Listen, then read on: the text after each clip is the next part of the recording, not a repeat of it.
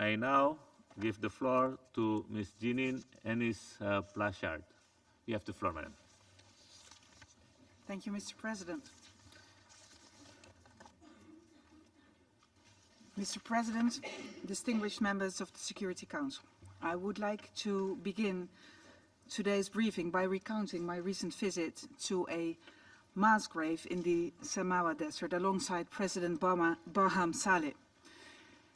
This burial site is a stark reminder of Saddam Hussein's horrific crimes against many people, against his own people, in this case, the Kurdish people.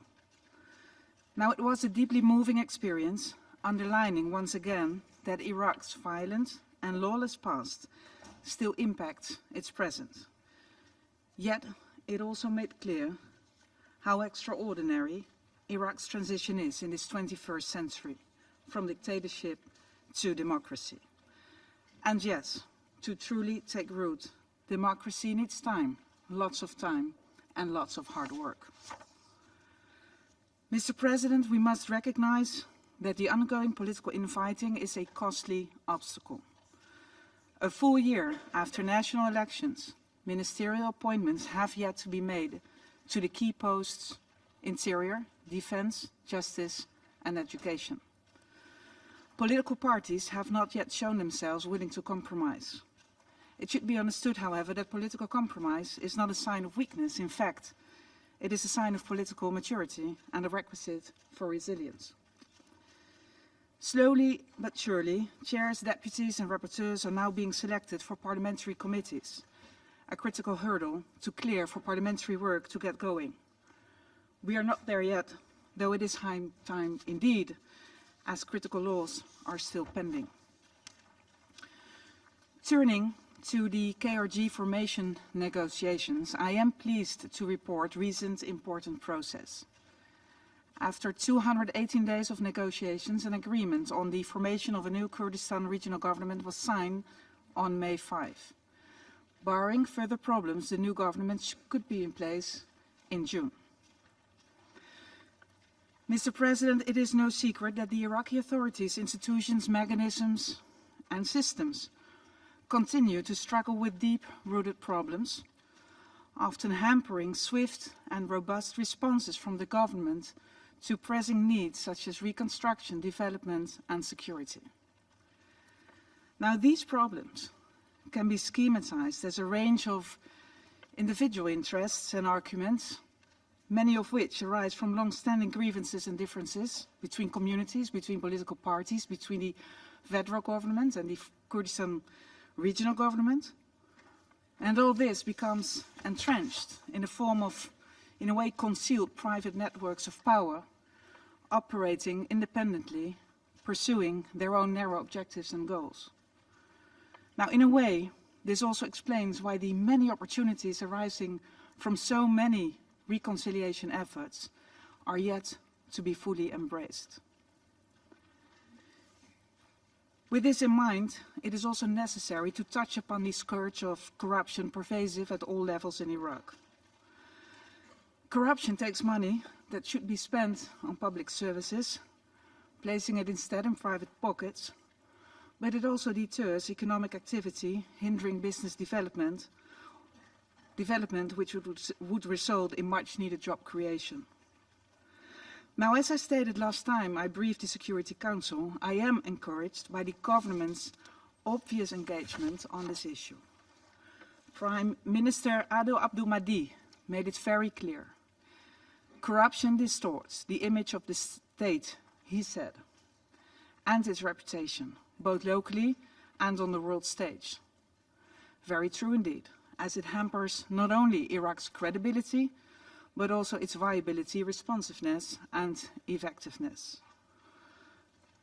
Now, change will not come overnight, so it is important to spotlight the issue of corruption again and again, and achieving tangible results will be crucial in so many ways, and most importantly, it will revive public trust, which is essential for the further development of Iraq's democracy.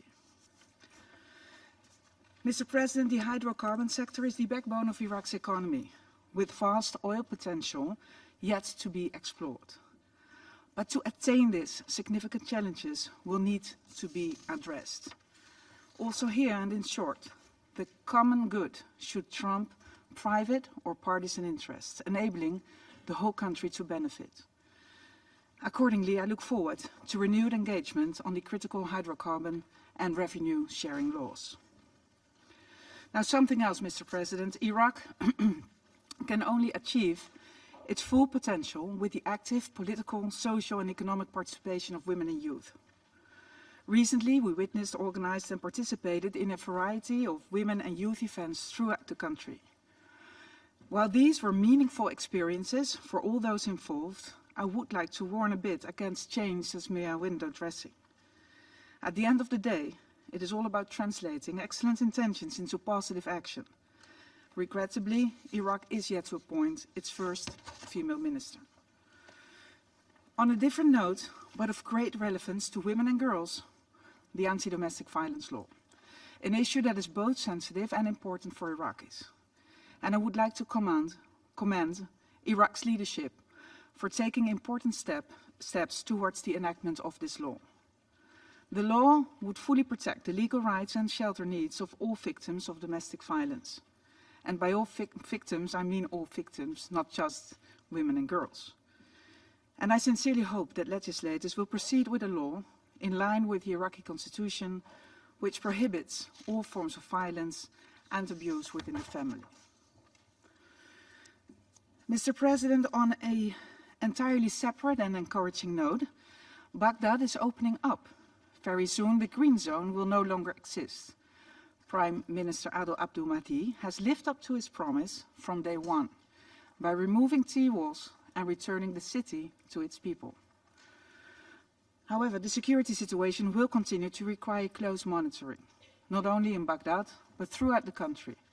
Attacks continue, as seen with recent blasts and suicide bombings.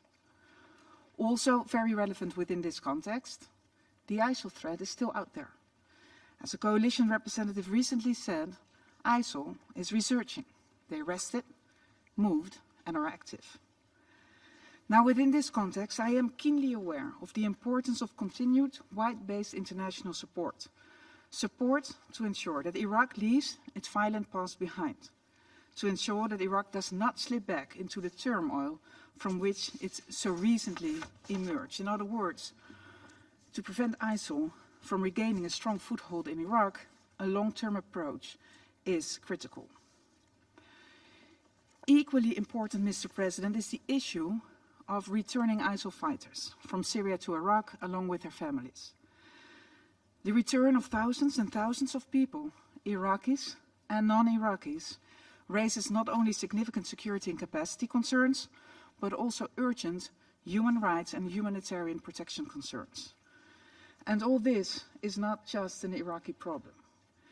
We know that certain states prefer to maintain a strategic distance with regard to their own nationals. But again, to be clear, this is not just an Iraqi problem. If poorly managed, the issue will impact us all in the region and beyond, far beyond. Moreover, if we do not manage this adequately, we risk creating a new breeding ground for the next generation of terrorists. Another dominant security concern is the issue of armed actors operating outside state control, engaged in illegal or criminal activities and exerting economic and social influence throughout the country. Clearly, the activities of these actors undermine state authority. They affect vulnerable communities. They weaken the national economy, and sadly, they also prevent the peaceful return of displaced persons. In my conversations with the Iraqi government, I welcome certain actions, such as the closing down of so-called illegal economic offices, but the road will certainly be long. It will therefore prove crucial to hold to account all armed actors involved in criminal enterprise or illegal activity. More broadly, I welcome the government's efforts on security sector reform, but much work remains to be done. And the reconfiguration of the national security architecture is particularly important, and this notably includes the future positioning of the PMF and the reform of the Peshmerga into a single regional security force. Mr. President, as we saw during last summer's protests in the south, Iraq's water shortages have the potential to ignite social unrest, which if unchecked can reverse any gain made. Although this past winter saw extensive rainfall, including widespread catastrophic flooding, simple reliance on generous rainfall is not a solid national water strategy. In an era of severe climate change, it is of utmost importance to plan carefully for all water extremes and thus to develop a comprehensive program of water collection and management, but also to strengthen the country's infrastructure and better prepare for floods.